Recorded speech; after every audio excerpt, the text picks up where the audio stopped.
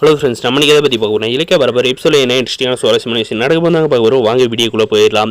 நம்மளுடைய கார்த்தி பார்த்தீங்கன்னா பயங்கரமாக வந்து டென்ஷன் ஆகிறோம். என்ன இவங்கெல்லாம் வந்து இப்படி சொல்கிறாங்களே, நமக்கு வந்து குழந்தைய வந்து இல்லையா அப்படின்ற மாதிரி வந்து யோசிச்சிருக்காங்க. அதுக்கப்புறம் பார்த்தீங்கன்னா அந்த மால் டாக்டர் மேலே வந்து கோவப்படுறாங்க. எதுக்காகன்னு பார்த்தீங்கன்னா, என்ன டாக்டர் என் குழந்தைங்களை வந்து ட்ரீட்மெண்ட் தர தெரியாத வந்து தந்து என்னுடைய ஒய்ஃபோட வயிற்றில் இருந்த குழந்தைங்களை வந்து அழிச்சிட்டிங்களா அப்படின்ட்டு பார்த்தீங்கன்னா பயங்கரமாக வந்து கோவப்பட்டு அந்த டாக்டரை வந்து அடிக்க வந்து போகிறாங்க. கார்த்தி, இது வந்து ஹாஸ்பிட்டலில் நீ என்ன இப்படியெல்லாம் நடத்துக்கிறேன், கொஞ்சம் கூட இது நாகரிகம் இல்லை அப்படின்ற மாதிரி வந்து நம்ம இலக்கை வந்து பிடிச்சி தடுத்துடுறாங்க.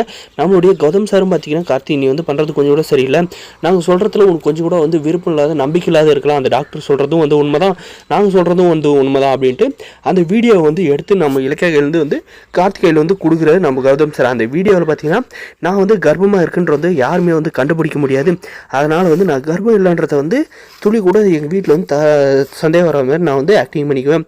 நீங்கள் வந்து ஒன்றும் மன தேவையில்ல, நான் கொடுக்குற பணத்தை வாங்கிக்கிட்டு எனக்கு வந்து போலி ரிப்போர்ட்டை வந்து ரெடி பண்ணி கொடுத்தா போதும் அப்படின்ற ஸ்டேட்மெண்ட்டை வந்து இந்த டாக்டர் கையில் வந்து பேசினப்போ நம்ம இலக்கை வந்து வீடியோ எடுத்து வச்சு இதை போட்டு காட்டுன்னு பார்த்தீங்கன்னா, நம்ம கார்த்தி வந்து பயங்கரமாக வந்து டென்ஷன் ஆகி, ஐயோ நான் வந்து எவ்வளோ நம்ம இப்படி வந்து எனக்கு வந்து துரோகம் பண்ணியிருக்காரு அப்படின்ட்டு வந்து நம்ம கார்த்தி என்ன பண்ணுறான்னு பார்த்தீங்கன்னா, அந்த அந்த அஞ்சலி இருக்கிற ரூமை வந்து மெதுவாக வந்து திறந்து அந்த இருக்கிற ரூமுக்குள்ளே போயிட்டு பொறுமையாக வந்து போகிறாங்க. இந்த அஞ்சலி பார்த்தீங்கன்னா, நம்ம வெளியே நடந்தது எதுவுமே வந்து தெரியாத மயக்கம் போட்டு அப்படியே வந்து படுத்துக்கிட்டு இருக்காங்க.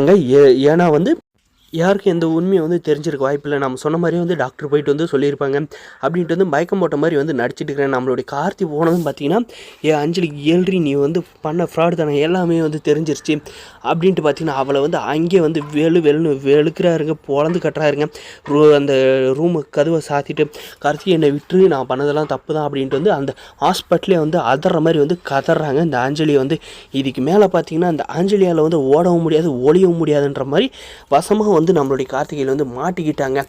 எவ்வளோ தைரியம் தான் நீ வந்து எங்களுடைய கொலை வாரிசு எங்கள் வீட்டுக்கு வரப்போ சந்தோஷமாக இருந்து உங்கள் கையிலலாம் வந்து மண்ணள்ளி போடுற மாதிரி வந்து நீ பண்ணியிருக்க அப்படின்ட்டு பார்த்தீங்கன்னா, அடித்த அடியில் பார்த்தீங்கன்னா வந்து ஸ்ட்ரைட்டாக வந்து கோமாவுக்கே வந்து போயிடுறாங்க.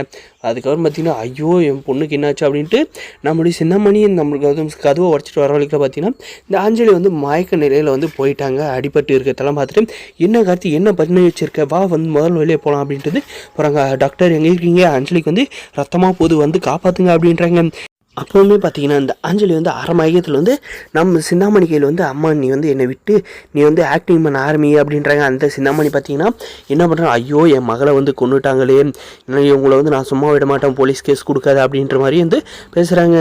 மேடம் நீங்கள் வந்து போலீஸ் கேஸ்லாம் கொடுங்க, உங்கள் மகளை வந்து காப்பாற்றி தர வேண்டியது என்னுடைய பொறுப்பு, இந்த கேஸ் கொடுத்தீங்கன்னா என்னுடைய கெரியரே எல்லாம் போயிடும் அப்படின்ட்டு வந்து அந்த டாக்டர் வந்து கெஞ்ச போகிறாங்க. வரப்போ எபிசோட் இதெல்லாம் நடக்கும்போது இந்த வீடியோ லைக் மறக்காது நம்ம சேனலை சப்ஸ்கிரைப் பண்ணுங்கள். தேங்க்ஸ் ஃபார் வாட்சிங்.